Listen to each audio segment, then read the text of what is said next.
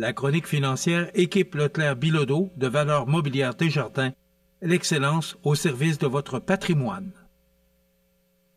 Avec l'équipe Leclerc-Bilodeau de Valeurs mobilières Desjardins, optez pour l'excellence. Nous vous proposons des stratégies sur mesure pour bâtir, préserver et optimiser votre capital. Votre patrimoine mérite la plus grande expertise.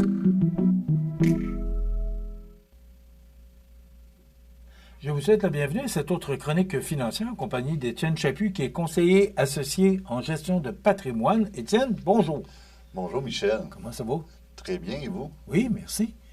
Étienne, aujourd'hui, on va parler de l'union parentale. C'est le nouveau projet de loi, la nouvelle loi qui vient tout juste d'être adoptée. Qu'est-ce que ça change? Bien, ça change quand même beaucoup par rapport aux conjoints de fait. Donc, les conjoints de fait, le nouveau régime d'union parentale régit les conjoints de fait pour la protection des enfants. Donc, c'est vraiment l'élément pourquoi que cette loi-là a été mis en place, parce que les régimes avant, le régime matrimonial et la loi sur le patrimoine familial régissaient seulement les couples mariés ou unis civilement. Donc, présentement, avec le nouveau régime d'union parentale, bien, on est capable de protéger la cellule familiale pour protéger les enfants nés depuis le 30 juin 2025. Qu'est-ce que ça change concrètement, là, ce nouveau projet de loi-là? Ben, c'est plus un projet, c'est une loi qui est en vigueur depuis le 30 juin. C'est un nouveau régime, okay, c'est ça. C'est un nouveau régime. Bon, oui, en vigueur. Bon terme, un nouveau régime. Oui, c'est ça. Bien, c'est parce que le gouvernement s'est rendu compte que il y a quand même le 2 tiers des enfants qui naissent dans des couples qui ne sont pas mariés. Donc, il fallait protéger cet élément-là. Et pour protéger ces éléments-là, bien, il y a tous les éléments de la famille. Donc, la maison familiale, les meubles qui sont dans la maison familiale et les véhicules utilisés pour la famille. Donc, ce régime-là protège ces éléments-là. Donc, ça veut dire que les conjoints de fait, en cas de séparation, doivent se séparer à 50-50 ces biens-là.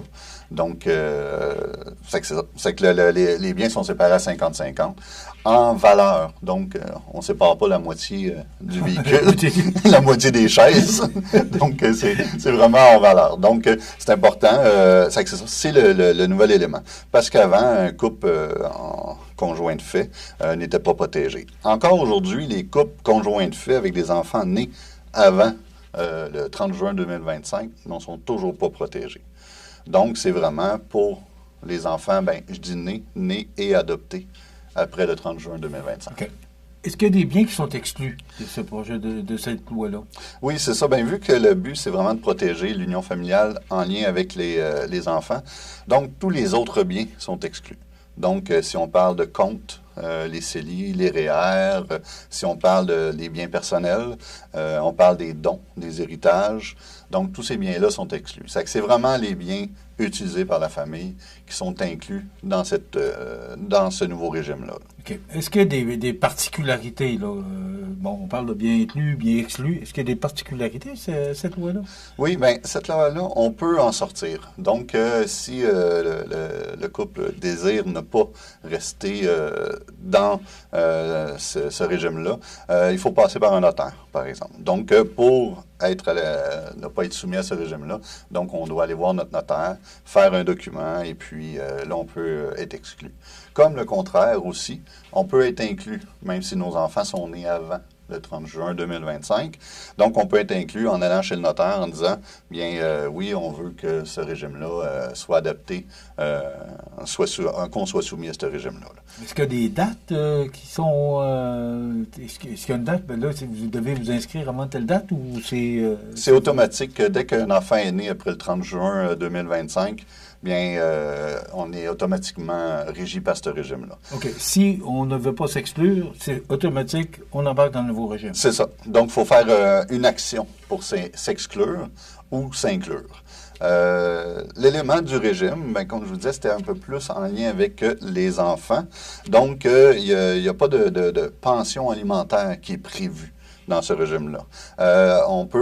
Il parle de pension, droit compensatoire, prestation compensatoire, donc un montant forfaitaire, mais c'est sous certaines conditions, donc c'est pas automatique. Donc, ça se peut que le conjoint, de fait, pour être protégé avec une prestation compensatoire. Qu'est-ce qui arrive si l'un des conjoints décède? Bien, c'est ça. Ça, c'est la grande avancée. C'est l'élément très important du régime. Si un des conjoints de fait décède, comme on disait tantôt, il faut vraiment qu'il y ait un enfant né après le 30 juin pour adhérer. Si un des conjoints décède, les biens en lien avec la famille, le tiers va à l'autre conjoint. Donc, il y a quand même le 2/3 de la partie du conjoint décédé qui va aux enfants. Donc, c'est toujours important, même si ce nouveau régime-là est en place, d'aller faire un testament pour protéger notre conjoint en cas de décès, pour ne pas être obligé de racheter notre partie de maison aux enfants. Là. Ça serait... Puis en même temps, un coup qu'on rachète la partie de maison, qui gère l'argent des enfants parce qu'ils n'ont pas 18 ans, vu que ça vient tout juste de rentrer en vigueur. C'est ça. Mais c'est un élément quand même très important du régime. Au moins, il y a une protection en cas de décès parce que avant, un conjoint de fait décédait, il n'y avait rien qui allait au conjoint. Donc, il fallait nécessairement passer par un testament. Comment ça se compare avec les couples mariés? Parce que c'est quoi, là? Là, on dit, on insiste quasiment à dire que les gens devraient se marier, là, mais cette nouvelle loi, là, se compare comment avec les couples mariés? Bien, c'est ça, c'est un bon élément que vous apportez, parce que avant, on était soit incité à se marier, ou soit incité à ne pas se marier, parce qu'il y avait une protection qui venait, donc il y avait des droits. Les couples mariés sont régis par la loi sur le patrimoine familial. Donc, cette loi-là, il y avait un élément de base qui protégeait la famille et aussi protégeait le conjoint. Protège encore le conjoint, c'est encore...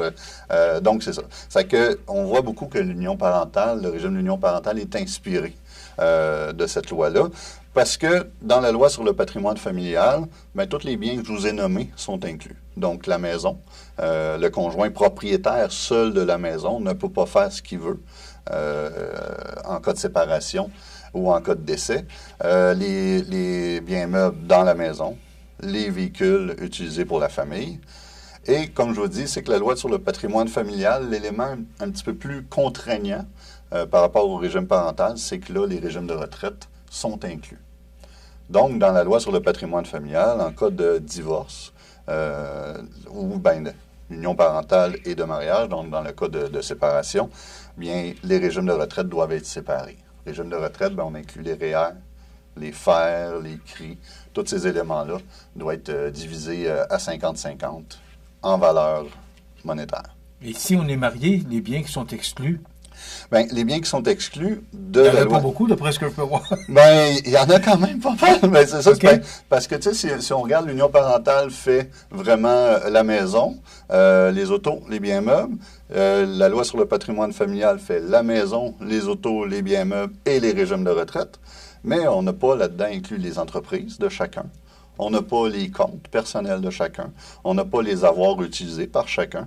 Donc, quelqu'un qui serait musicien puis aurait 12 guitares, ces éléments-là ne sont pas inclus dans la loi sur le patrimoine familial. Mais si on revient à l'union parentale, est-ce que l'entreprise, parce que vous ne les avez pas nommés tout à l'heure, est-ce que les entreprises ou d'autres biens sont inclus ou sont exclus? Sont tous exclus. C'est vraiment là ce qui est en lien avec la famille, l'union parentale. Okay. Ça nous aide beaucoup à comprendre. Oui. C'est vraiment... Donc, il faut vraiment... L'union parentale, pensons famille, vu qu'on est enfant, vu la condition, c'est d'avoir un enfant après le 30 juin. Pour les gens qui vivent en conjoint, les conjoints de fait. Exactement. Puis, lorsqu'on est marié, pensons famille et pensons soutien du conjoint. Donc, le soutien du conjoint, là, on revient avec la pension alimentaire. Donc, le conjoint qui serait moins fortuné que l'autre pourrait demander une pension alimentaire, oui, pour les enfants, comme on est habitué, mais aussi pour lui-même. Et en même temps, on pense les régimes de retraite. Étienne, j'ai un certain âge.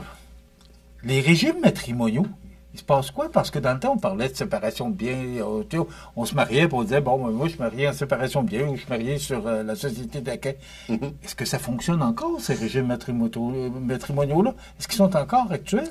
Oui, bien, c'est ça. C'est qu'est-ce qui est le fun de voir l'arborescence, donc l'union parentale, la loi sur le patrimoine familial.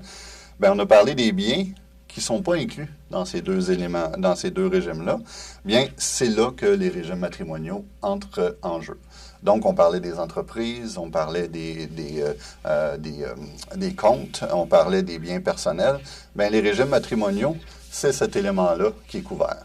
Donc, dans un régime matrimonial, bien, le régime de base au Canada, au Québec, depuis, je vais retrouver la date, le 1er juillet 1970 de mémoire. Donc, c'est le régime en société d'acquêt. Donc, si on ne fait pas de contrat de mariage, on se marie. Bon, automatique, c'est société d'acquêt. Société d'acquêt. Ça, c'est depuis 70. Depuis 70, oui, ouais. Je vais m'en assurer avec... donc, c'est ça, oui. C'est que la société d'acquêt, il faut quand même voir, il y a deux sortes de biens dans la société d'acquêt. Il y a des biens d'acquêt et des biens propres. Donc, les biens propres, donc comme on peut sous-entendre, c'est les biens à chacun.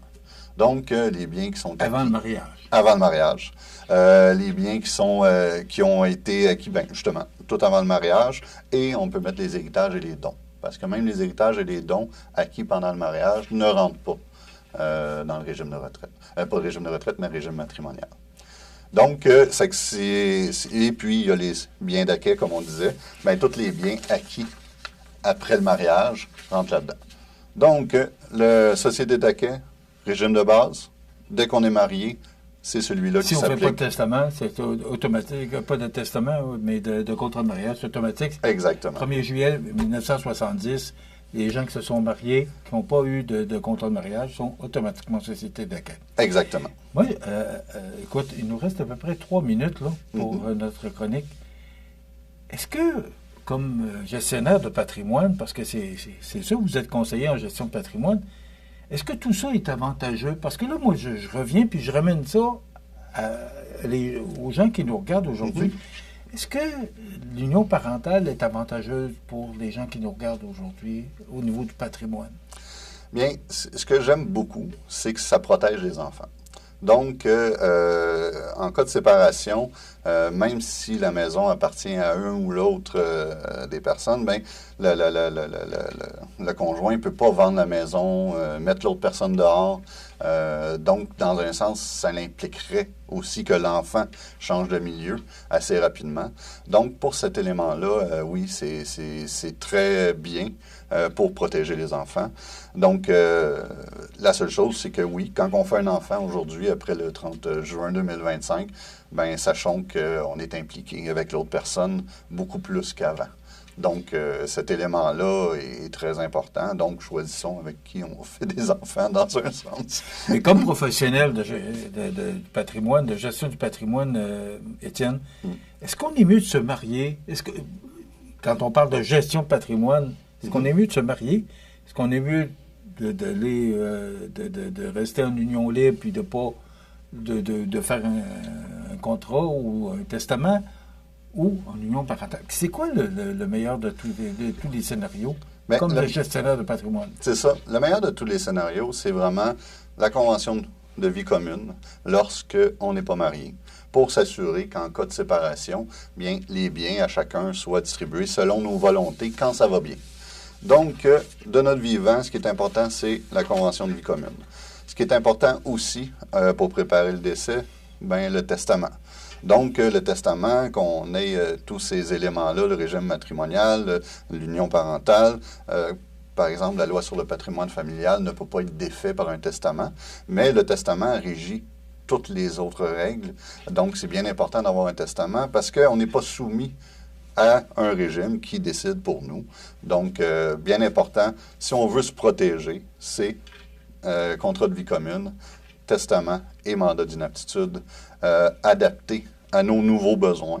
Donc oui, quand on se met en couple, oui, quand il y a un enfant qui arrive dans nos vies, quand on se marie, bien avant le mariage, contrat de vie commune, après le mariage, s'assurer que le contrat de mariage est vraiment fait selon nos besoins et selon nos volontés, très important. Les documents qui sont encore et toujours très importants. Oui. On les répète, contrat de mariage. Oui, contrat de mariage, contrat de vie commune, sans mariage, testament. Et mandat d'inaptitude. Oui, mandat de protection aujourd'hui qu'on appelle. Oui, mais ça vient du mandat d'inaptitude.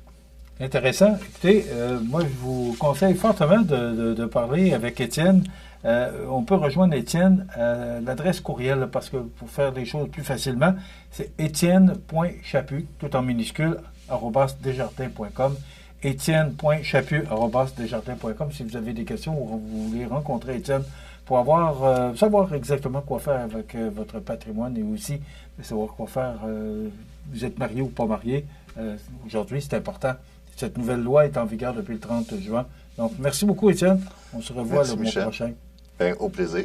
Voilà, Étienne Chaput, qui est conseiller associé en gestion du patrimoine chez Desjardins. Ça complète. La chronique financière équipe Leclerc-Bilodeau de Valeurs mobilières Desjardins, l'excellence au service de votre patrimoine.